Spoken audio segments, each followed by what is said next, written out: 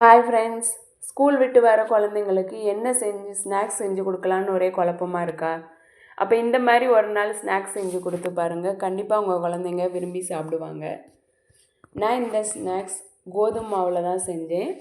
கோதுமை மாவில் செஞ்ச வெஜ் மோமோஸ் தான் இது. நல்ல சாஃப்டாக சூப்பராக இருந்துச்சு. இப்போது இந்த வெஜ் மோமோஸ் எப்படி செய்யலான்னு பார்க்கலாமா? இதுக்கு ஒரு பாத்திரத்தில் கோதுமை மாவு எடுத்துக்கிட்டேன். இதோட தேவையான அளவு உப்பு, எண்ணெய் சேர்ந்து நல்லா மிக்ஸ் பண்ணிவிட்டு கொஞ்சம் கொஞ்சமாக தண்ணி சேர்த்து நல்லா சாஃப்டாக பிசைஞ்சு எடுத்துக்கிட்டேன். இதோட கொஞ்சம் ஆயில் சேர்த்து இன்னும் பிசைஞ்சு எடுத்துகிட்டு ஒரு ஈரத்துணியை போட்டு மூடி வச்சுட்டேன். இது ஒரு 2 மணி நேரம் அப்படியே விட்டுறணும். இப்போது இந்த மோமோஸ்க்கு ஒரு ஃபில்லிங் ரெடி பண்ணுறதுக்காக ஒரு வடைச்சட்டி அடுப்பில் வச்சு எண்ணெய் ஊற்றி பொடி பொடியாக கட் பண்ணி வச்சுருக்கிற இஞ்சி பூண்டை சேர்த்து வதக்கிக்கிறேன். இதோட ஒரு வெங்காயமும் சேர்த்து வதக்கிக்கிறேன். வெங்காயம் வதங்கினதும் கட் பண்ணி வச்சுருக்கிற கேரட் பீன்ஸு சேர்த்து வதக்கிக்கிறேன். கேரட் பீன்ஸ் கொஞ்சம் வதங்கினதுக்கப்புறம் கட் பண்ணி வச்சுருக்கிற முட்டைக்கோஸை சேர்த்து வதக்கிக்கிறேன். இதுக்கு தேவையான அளவு உப்பு சேர்த்துக்கிறேன். காரத்துக்காக கொஞ்சம் கரம் மசாலாவும் மிளகுத்தூளும் சேர்த்துக்கிறேன். நீங்கள் வேணுன்னா இதோட பச்சை மிளகாயும் கட் பண்ணி ஆட் பண்ணிக்கலாம். இதை நல்லா வதக்கி தனியாக எடுத்து வச்சுக்கிறேன்.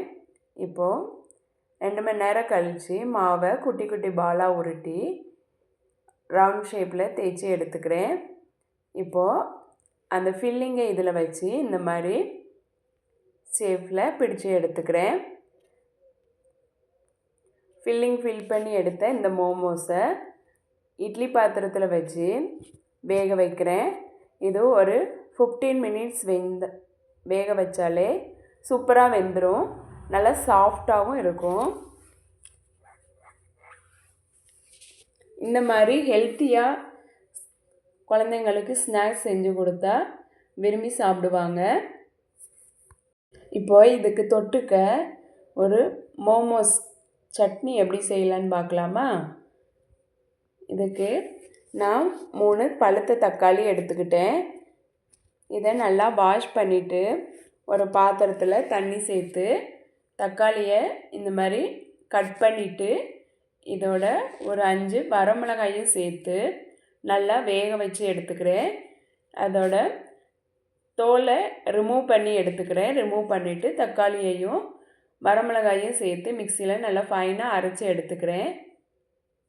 இப்போது ஒரு வடைச்சட்டி அடுப்பில் வச்சு எண்ணெய் ஊற்றி கட் பண்ணி வச்சுருக்கிற பூண்டை சேர்த்து வதக்கிக்கிறேன். பூண்டு வதங்கினதும் இதோட அரைச்சி வச்சுருக்கிற தக்காளியையும் சேர்த்து நல்லா வதக்கி விட்டுக்கிறேன். தேவையான அளவு உப்பு சேர்த்துக்கிறேன். 1 ஸ்பூன் சர்க்கரையும் சேர்த்துக்கிறேன். கொஞ்சமாக ஒரு 1/4 ஸ்பூன் அளவுக்கு மிளகாத்தூளும் சேர்த்து நல்லா கொதிக்க விட்டுக்கிறேன். இது நல்லா கொதித்து வற்றினா சூப்பரான மோமோஸ் சட்னி ரெடி. இந்த மாதிரி நீங்களும் செஞ்சு பாருங்கள். இந்த வீடியோ உங்களுக்கு பிடிச்சிருந்தால் லைக் பண்ணுங்கள், சப்ஸ்கிரைப் பண்ணுங்கள், கமெண்ட் பண்ணுங்கள். தேங்க்யூ.